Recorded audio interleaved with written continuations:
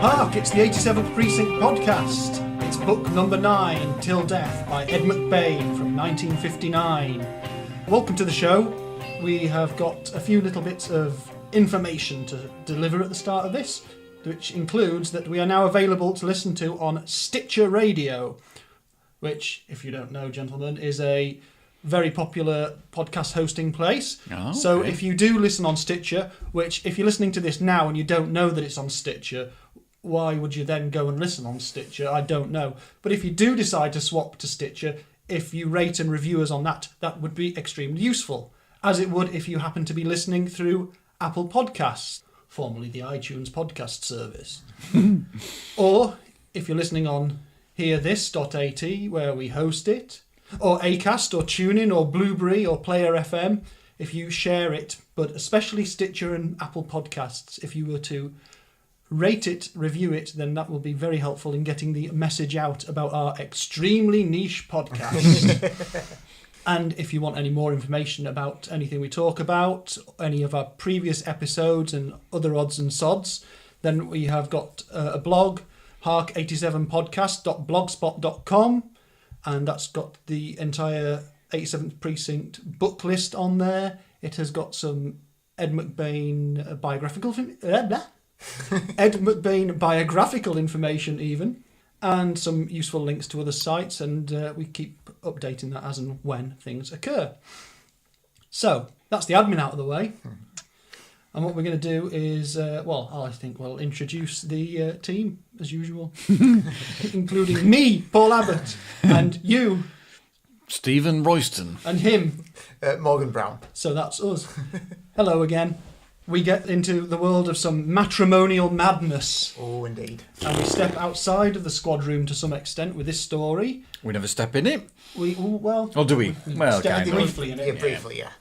It's 1959. There's this book and one more afterwards listed as copyright 1959, but we're basically at the end of the 50s run of these novels, now about to embark into the wild new era of the 1960s.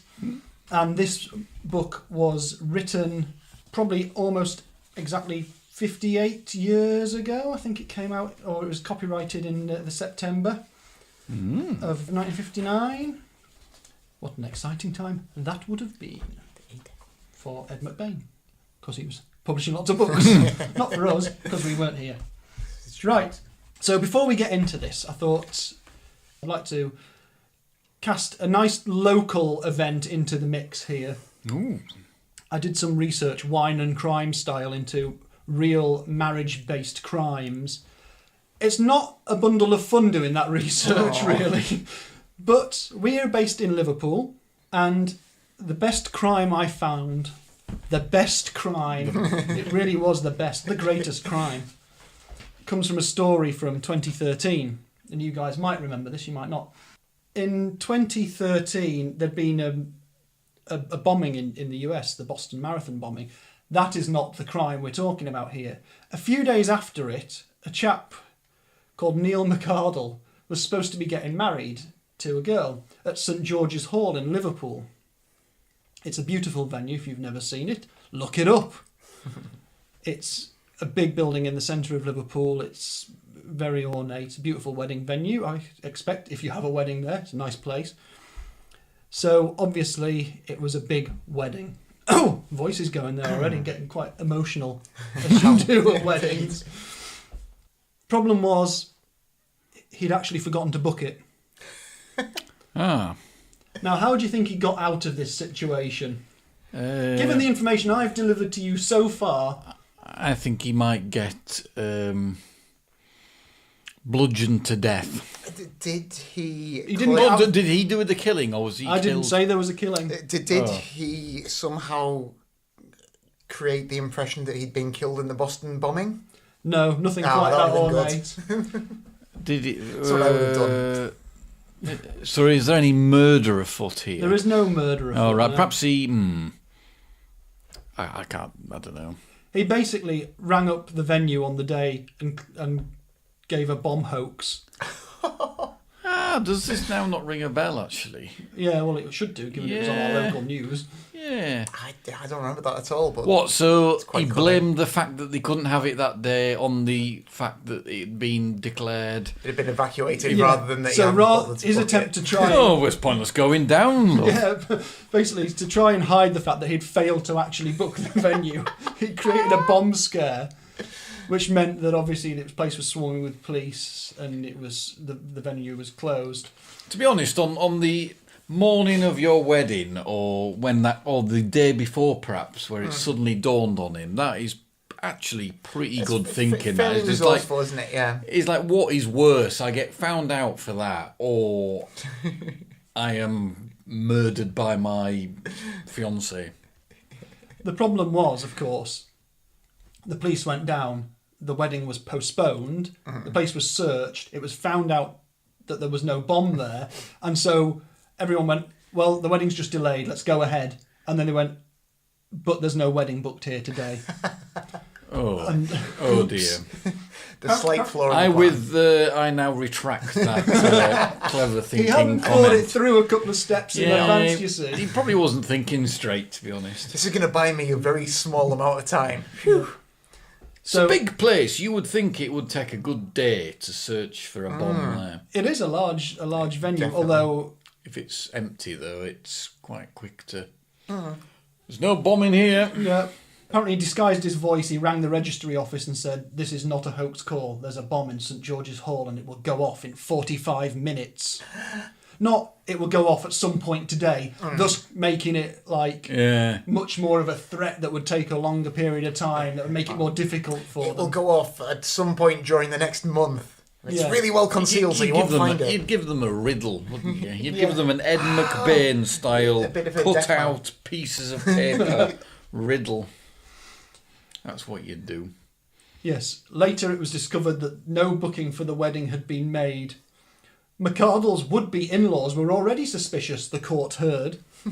and Williams is, Amy Williams was his betrothed. Williams's sister was overheard telling a flustered McArdle, "You probably done the bomb scare yourself." He admitted, to embarrassment and shame, that he had panicked over bungling the forms and staging a bomb scare. Oh, so he He actually tried to book it and... Yeah, Oh, dear. It's a litany of disasters from start to finish, really. I wonder what happened to them after. Well, Williams Was has... he incarcerated? I'm reading this from an article dated the 22nd of October 2013, which features the line, "Williams has stood by the defendant, the court heard, and they are still together. However, I would like to refer you to... I've lost my piece of paper now. I would like to refer you to an article in the Liverpool Echo dated the 2nd of December 2013.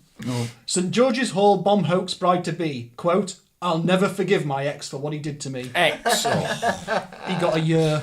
You got a year. Dear. And he now features regularly on the Liverpool Echo's list of Merseyside's stupidest criminals. So Excellent. there you go. That's our true crime wedding Wow. story.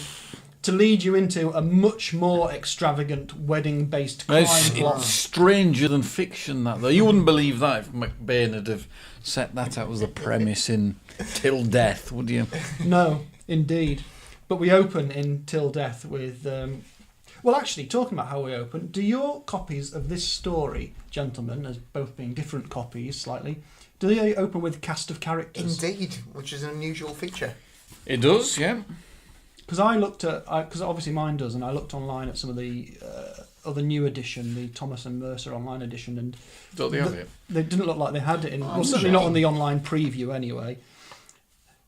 Yeah, so it's rare that we see it. Well, in fact, this must be the only 87th Precinct book that's got a cast of characters that start, which tells you something you need to know about how many characters there are in this book already. Yeah. It also, I think, does something to kind of set a bit of the tone of the novel as well, because the descriptions of the characters kind of set you up for... It's fairly melodramatic and kind of slightly corny, which I think kind of does sort of give you a bit of a hint as to where the book's going to take you. Absolutely, yeah, that's a good point. Which is pretty fun. Mine has the page number that they first appear on in it as well. I don't know if mine yours doesn't. don't, No. because they're different editions, aren't they? Yeah, absolutely. Let's have a look. Page 9. Oh, yeah. Amazing.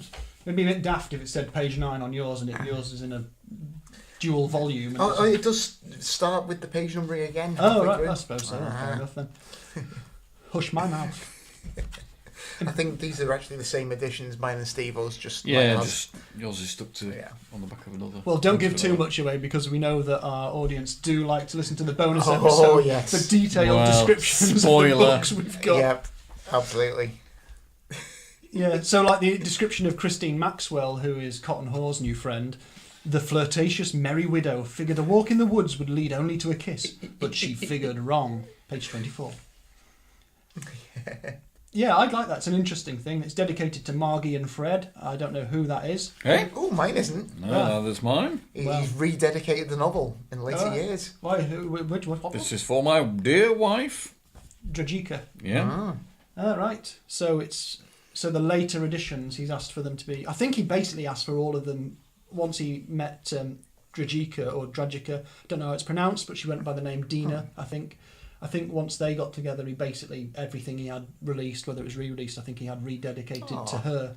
Poor old Margie and Fred, though. Oh yeah, I don't know who Margie and Fred were. Like the last one, I Obviously figured out not who that those important, were they? Next door neighbours he fell out with. Yeah, clearly, sometime between 1959 and the 2001 edition or whatever. Perhaps it they is. were the people that got married in some wedding, and he, Yes, this is kind of. this is literally their story. Who knows? But it opens basically on a follow-up to the last novel where we found out that Teddy Carella's pregnant, and Steve is lying there in bed, feeling all sad that he can't get his rocks off, basically. Yep. And then having to go off and meet the bridegroom of his sister. So this is a family story. So there's lots of backstory about the Carellas in this, which is something you don't get much of, I don't think, with other characters or in any of the other books, where you get this much family detail where you suddenly meet parents and sisters and things like that. I think they're more or less absent, really.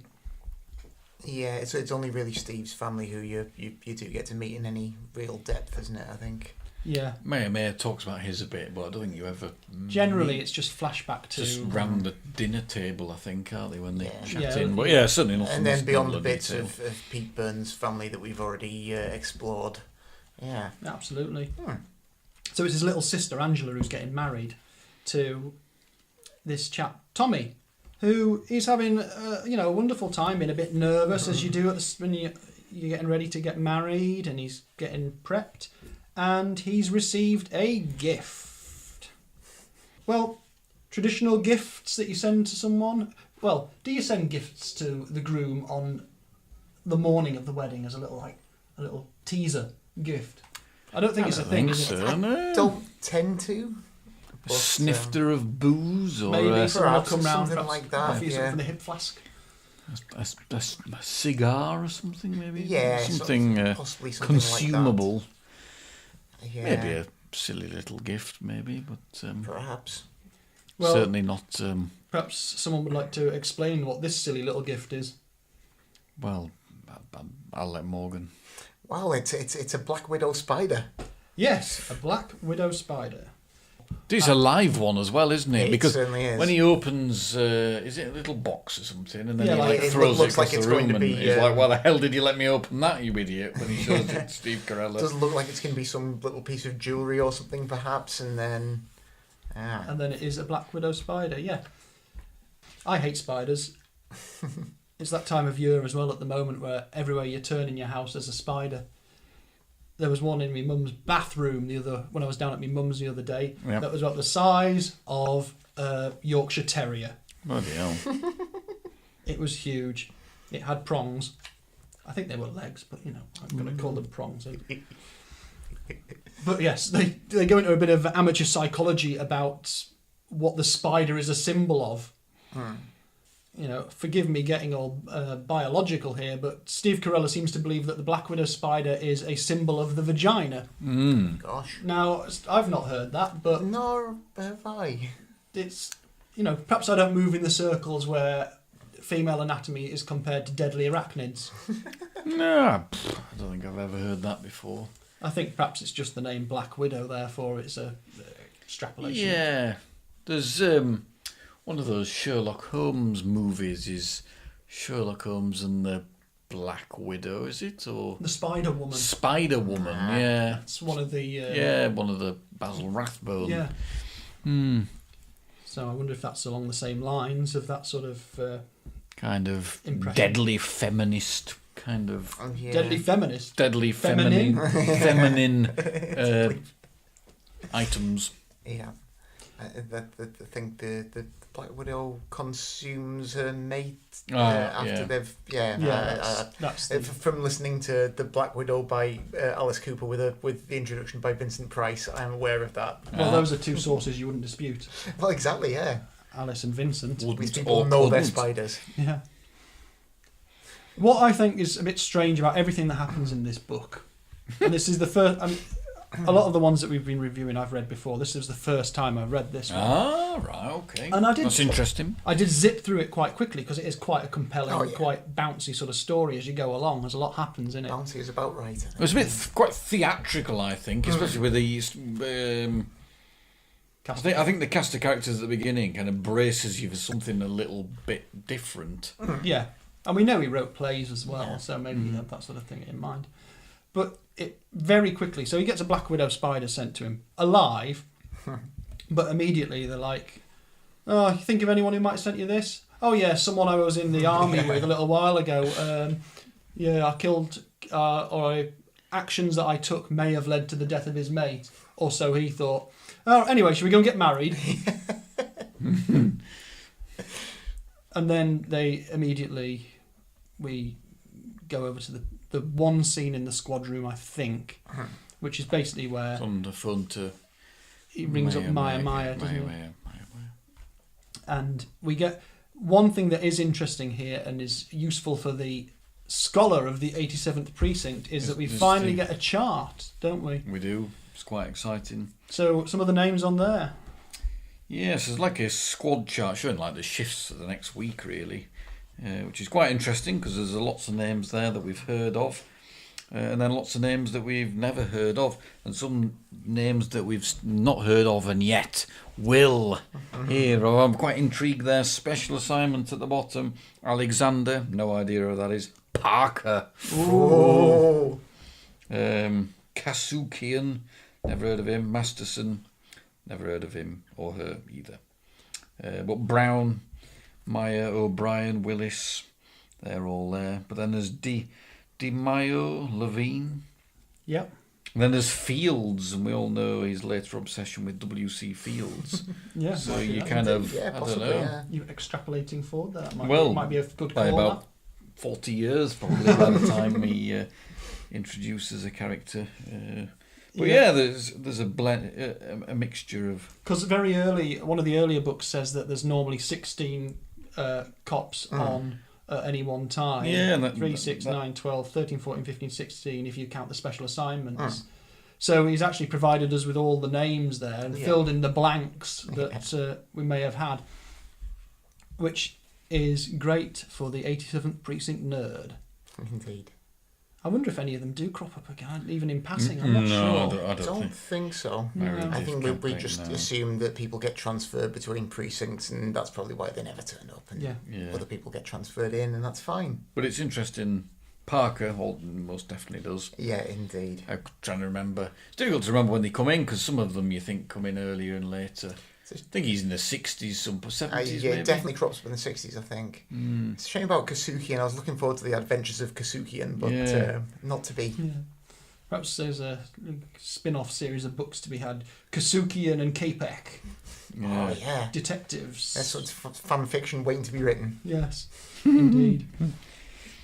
But Carella's calling up the squad room so he can find out the numbers of his... Or find out who's not on as well, because he's obviously on a day off because he's going to this wedding.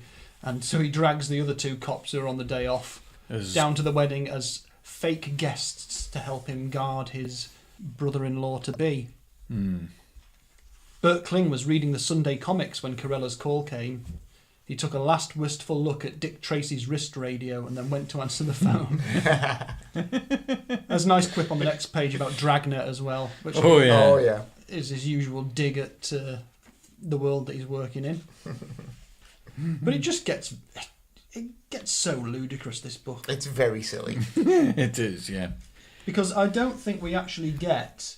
Well, we do have a murder in this, but it doesn't happen until... have I even written it down? Yeah, that's very late on. Yeah. And someone that you wouldn't necessarily expect.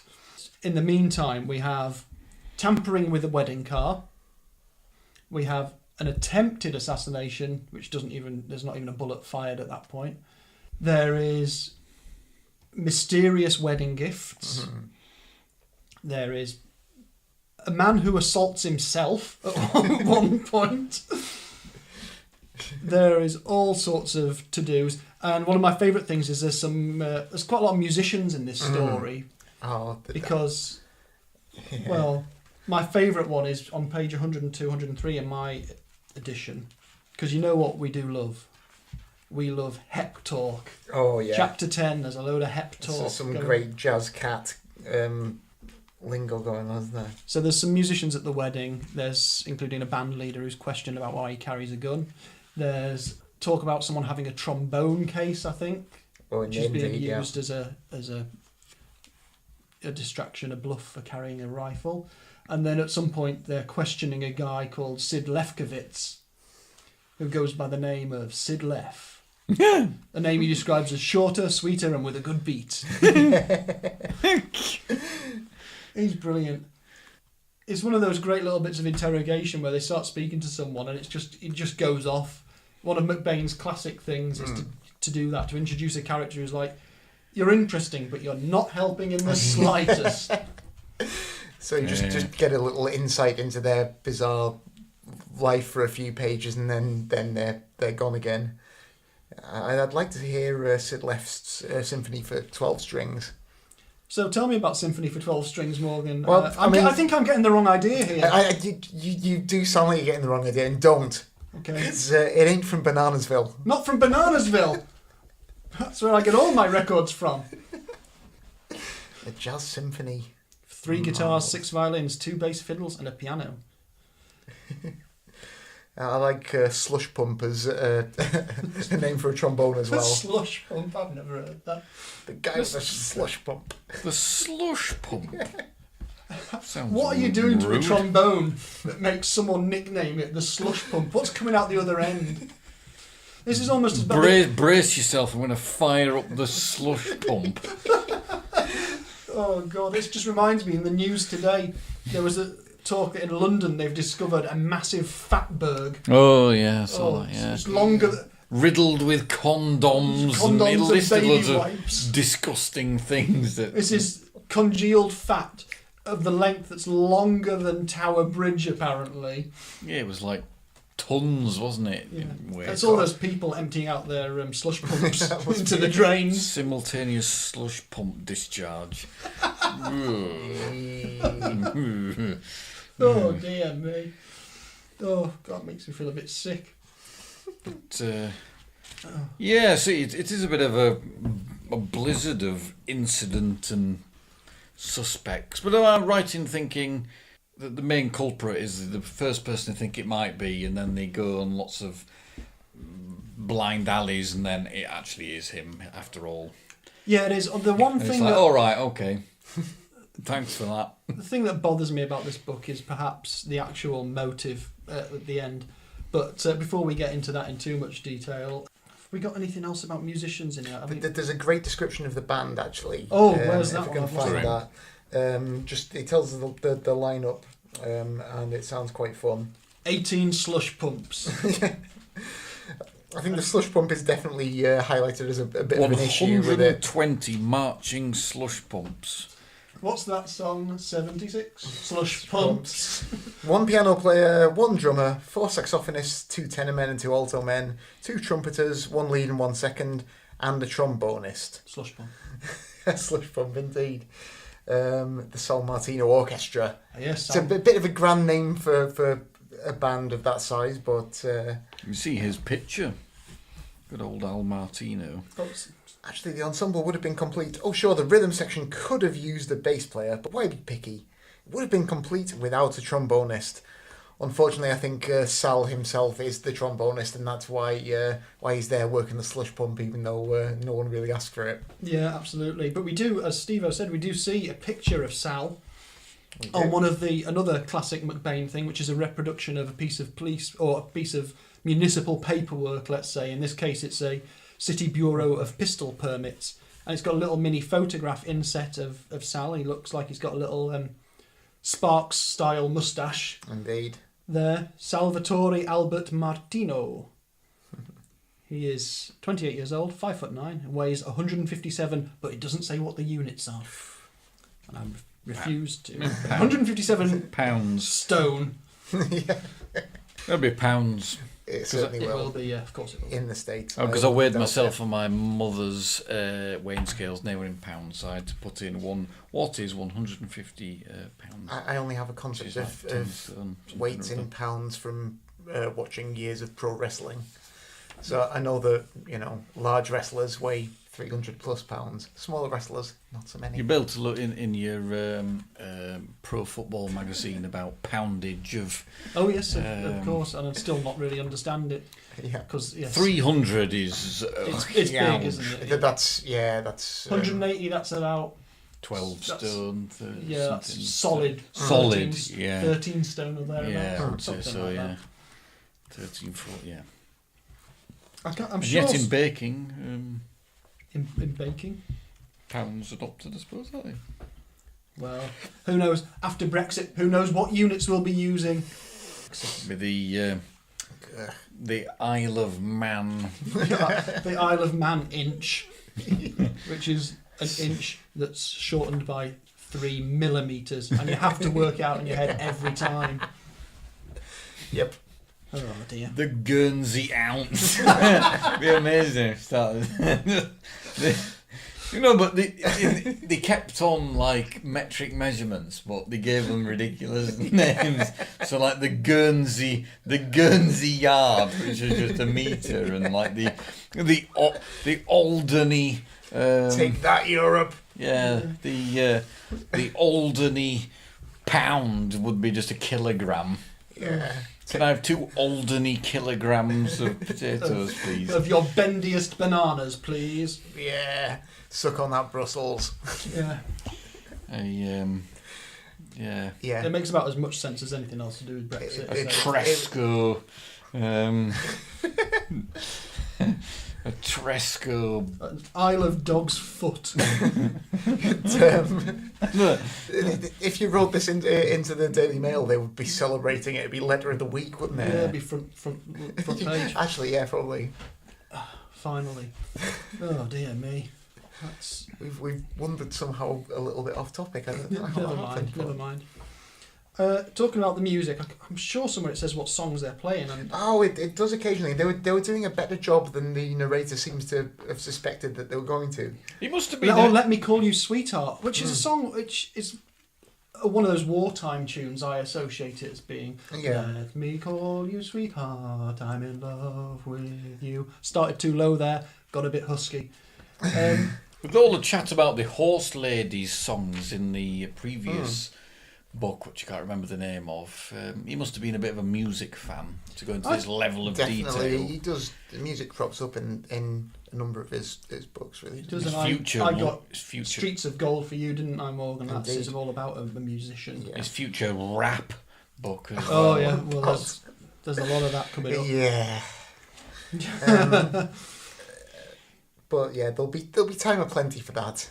Yeah, the anniversary waltz. That's another one that they play. They seg into Always and then somehow successfully modulate into the anniversary waltz. Lovely.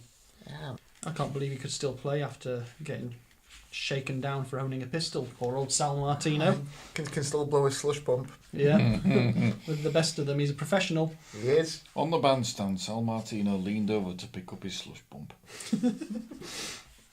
I would just like to point out that one of the characters who comes to be important in this is a lady called Una Blake.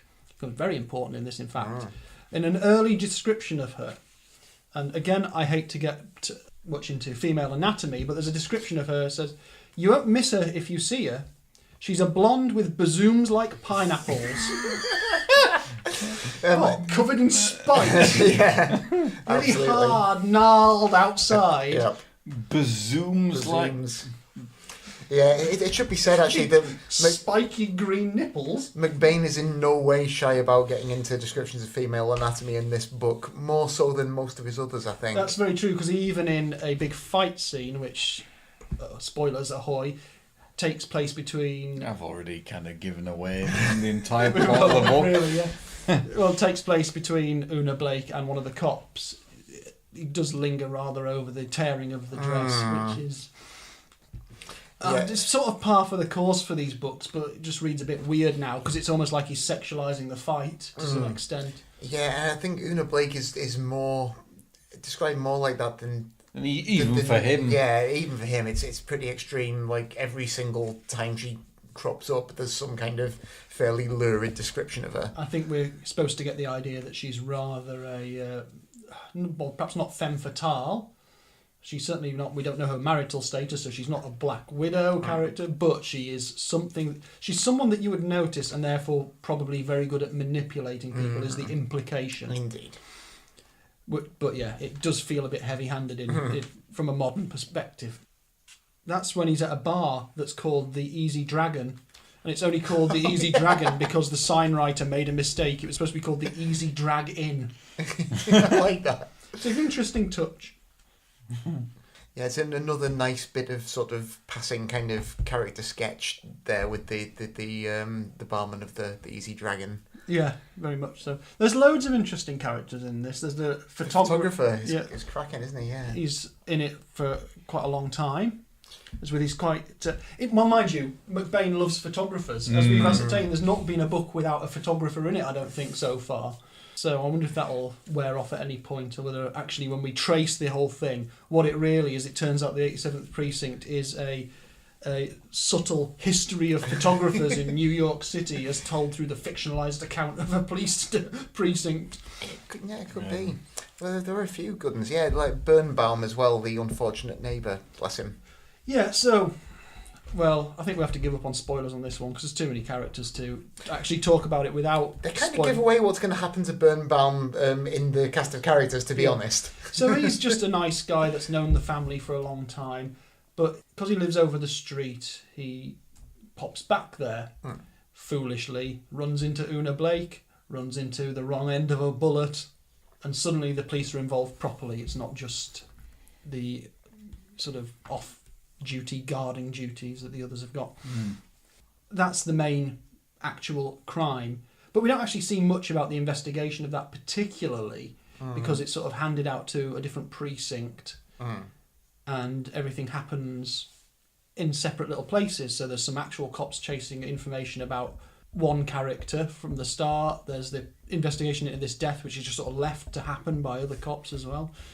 There's Carella's own investigations at the wedding. And my favourite stuff about that is that he's basically laying into a guy who used to go out with his sister, or thought he did, like a childhood sweetheart who wasn't really a childhood sweetheart, who is an absolute psychopath. Yes. He sort of comes across like he might be a bit of an annoying character who's a bit like pining for her, but it turns out he is just an absolute nutter. And puts a cup of weed killer in a bottle of wine. Oh, I thought that would be fine. Make him a little bit sick. Yeah. Yeah, spoilers are out the window, aren't they? Yeah. It's done. Let's put it this way. He sends the Black Widow spider. He cuts the steering cable on the car. And he poisons a gift to the bride and groom. And he kidnaps her once they're married as well. And then brings us back and says, "Oh, I wasn't joking." Yeah, it's all in fun. Just having a laugh. I mean, come on. Go easy on the fella. He's the perfect example. So for everything we say about McBain's treatment of women in this, or perhaps his treatment of... his descriptions of women maybe, he certainly gives us one of the most entitled male characters and then treats him with the contempt he deserves. Absolutely. And he's such a little git that to try and get out of the problem he's created, he runs headlong into a tree to knock himself out. But they don't take any sympathy on him, and he ends up booked for the attempted murder of the groom. Which is entirely fair. Yeah, I think so. And they thought that the groom would share a bottle of wine with his new wife. Never kind of enters his head. Oh, of course, because yes, he's like, well, I put the label on him. Yes, they have his and hers bottles of wine, but only his has the weed killer in. But the cup of weed killer. Naturally, on the wedding night, they're going to take a bottle of wine each. Yeah, it was quite amusing. He's basically observation. A dickhead.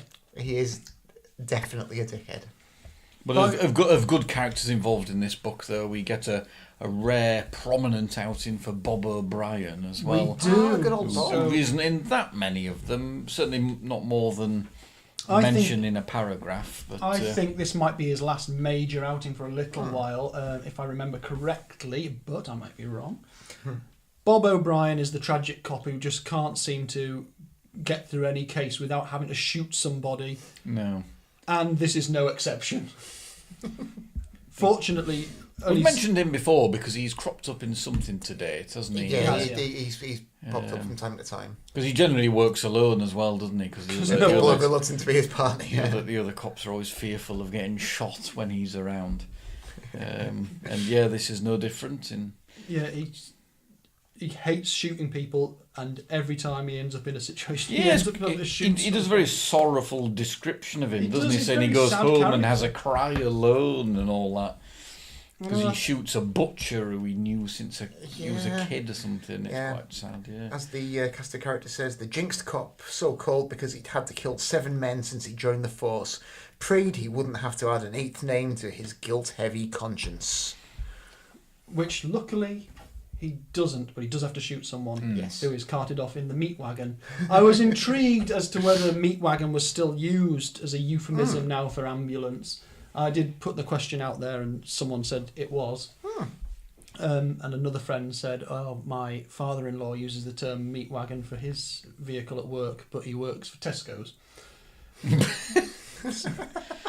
Or words to those effects. So that was useful. I first came across the term in its repurposed form in Judge Dredd, where it's actually used for the wagon that carts off corpses to be recycled. Oh yes, it takes it that satirical step further. That extra macabre step. Yeah, that's the and as Steve says, the link between those two ways of doing it. Yeah, but a gallows humour type thing, I think, is the basic thing there. Absolutely. Oh, so who else have we got to talk about in here? What else have we got to talk about? There's a lot going on in this preposterous farce of a novel. There is, yeah. Christine Maxwell gets another... because I think Cottonhawes had only just met her, had he not, in the previous... Yeah, he met her... In the previous two books ago, briefly. So they've obviously been seeing a bit of each other in the meantime. Yeah, and so all of a sudden she's... Because he's normally, like, insatiable, isn't he? He's always she's getting involved in this. In this one, she sort of... Not try to trap him, that wouldn't be fair. Well, she's winding him up. She's winding him up, but it does help to move the plot on the way, the things that she does there and the places she goes. So I always remember liking her as a character when I read them the first time round. And yes, here she is again, making one of her first prominent roles. Oh, talking about cops, we must mention there's a reference to... Miscolo or Miscolo, I still don't know how to pronounce it. Oh, yeah. Because it's the first reference to his coffee being really bad that then runs through the rest of the entire thing. And it's deliberately directly traceable to the incident, isn't it? In the last him book. Being shot in the last book. All of a sudden, it's ruined his coffee. And that seems to be all that the other cops are bothered about. Not that he got shot and had some terrifying war flashback. That's true, because when you read them, you just... presume it's just an ongoing theme through all the books, but it isn't. It's just after he gets shot. Actually read them in order, Get shot, lose the ability to make decent coffee. But everyone feels too bad about it to actually point out to him that the coffee's bad. Well, I think it points up to one of Ed McBain's skills and with these characters, though, is no one just has a quirk for the sake of it. No one is just the way they are for the sake of it, which does lead to him repeating descriptions of characters over and over again. But that also means that you can pick up any book and figure it out. Of course. But everything's grounded or rooted in something that's happened. Yeah.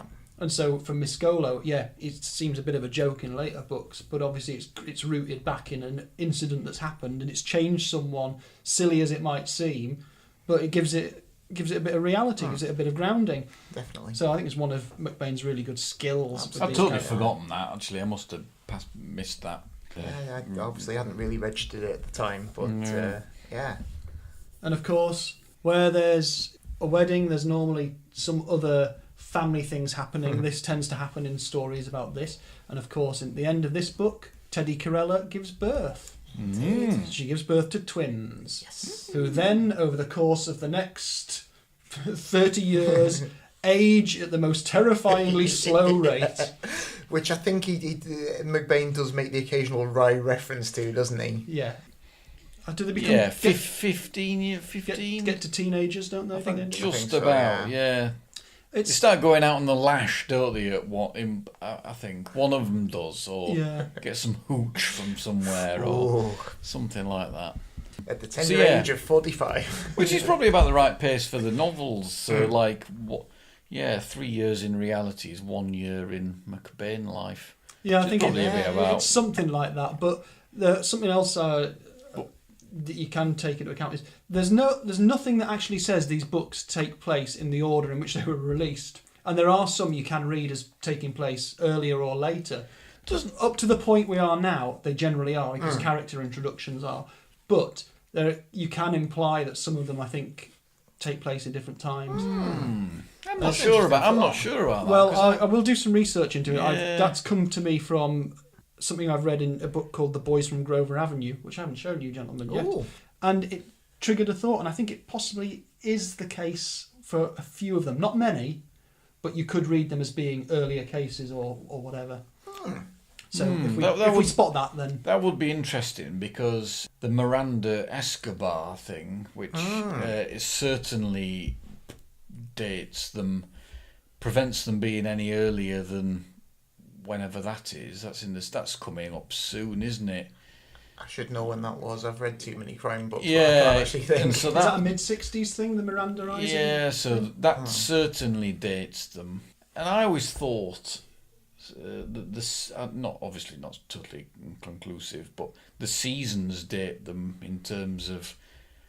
They do normally. You pick up one and it will fit in with they follow on in that respect, but I could be probably convinced. I think there's some telescoping of time at least, and I think some of them might be on my little switchable. Spreadsheet that I'm pulling together. I have a little column about timing.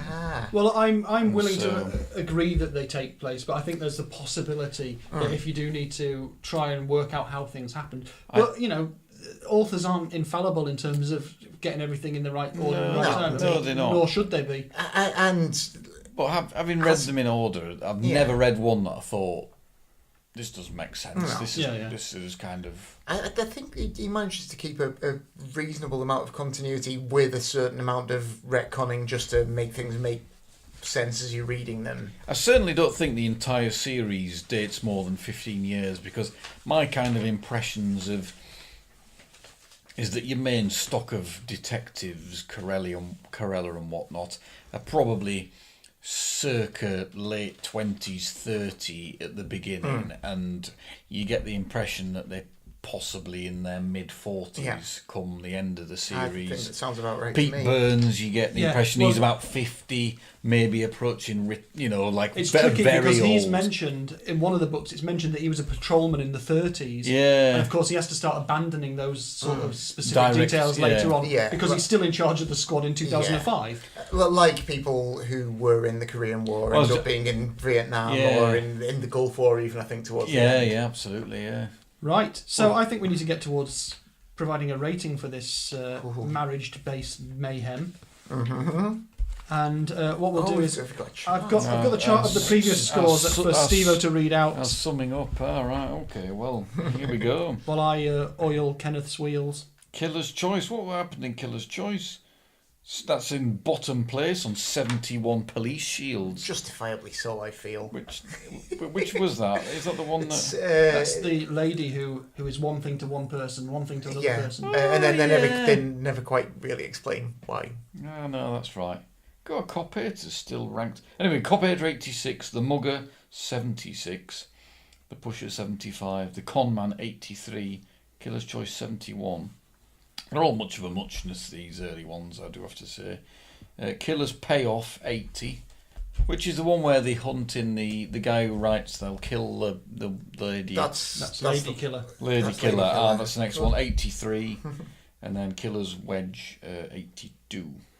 Okay, so I'm going to go out to Morgan Brown for his Police Shield awarding. Making me We need our general summary as well. And a general summary as well, of course. So, summarise, award. Okay, That is the process. I think it's really, really good fun, but totally ludicrous. Like, absolutely daft, but it's a real page turner. It's very entertaining. It's got lots of good character stuff in, but it's not in the top flight. So I still think I probably prefer it to Killer's Choice a little bit, so I'm going to give it a 73 police shields. 73 police shields falling out of Morgan's locker. I will rate it next, to give Steve a bit of time to think. As I say, it's the first time I've read it, and I went through it really quickly. It is a page turner. It is exciting. It's quite silly. It's quite... Well, I was going to say cinematic, but it's not cinematic. Theatrical is the word. You can see it as a series of events. It's quite visual. I could imagine quite a lot of it.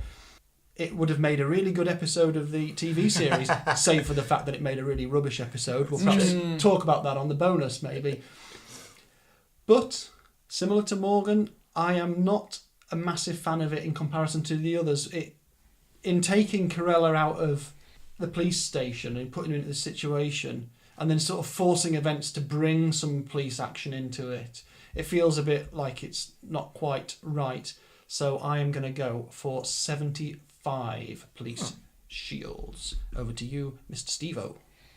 Yeah, having read it before, reading these books back as well, like there's some that you kind of refresh your memory, and you know, some of the early ones have similar sounding titles, and you're like, oh, I kind of remember this one. You get in. As soon as I pulled this out of the bookcase, I could remember which one it was instantly, and I remember thinking, yeah, this is the really daft one. You big dafty. And nothing kind of changed. It's a bit like you could imagine like a amateur dramatic society putting this on. Yes.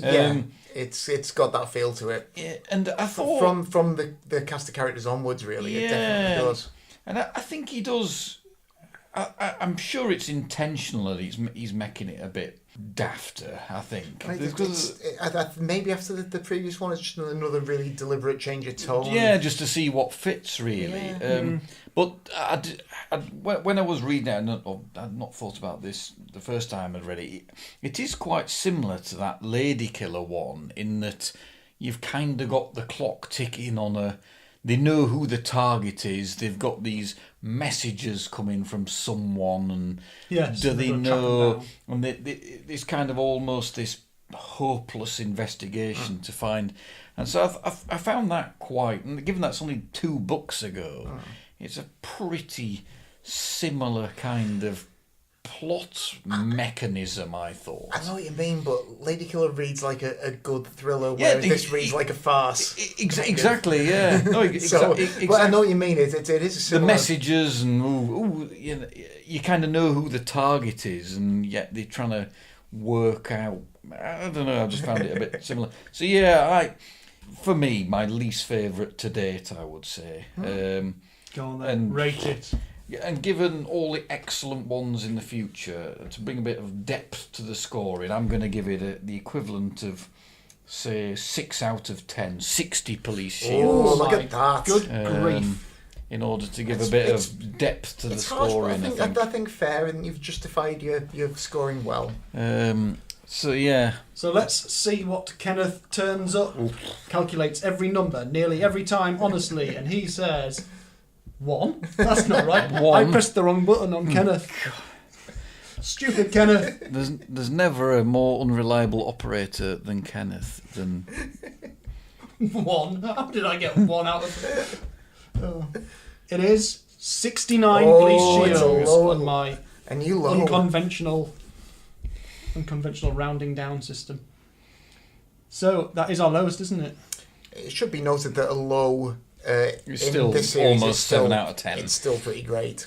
Okie dokie. So that's 69 police shields out of 100 awarded for McBain's Til Death. But let's not that put you off reading it, because it is no. very amusing. Definitely It's give just it a read. You'll enjoy it. Against some of its peers, which are... If you're reading some quite intensely in a close sort of time period, as I think we all did when we first got into them, it probably does come as quite a relief in the midst of some of this stuff. Just looking at it in this level of detail and on its own, perhaps we've looked at it through fresh eyes. So we will do a bonus episode for you as well, but the next book we're going to look at is, I was going to call it the name of the Kurosawa film that's based on it. It's King's Ransom, and that's the last one from written in the 50s, and we will be doing that in our next podcast. So until that time, I will say goodbye using my voice. Goodbye using my voice. Goodbye. Fairly well. See you soon. Bye.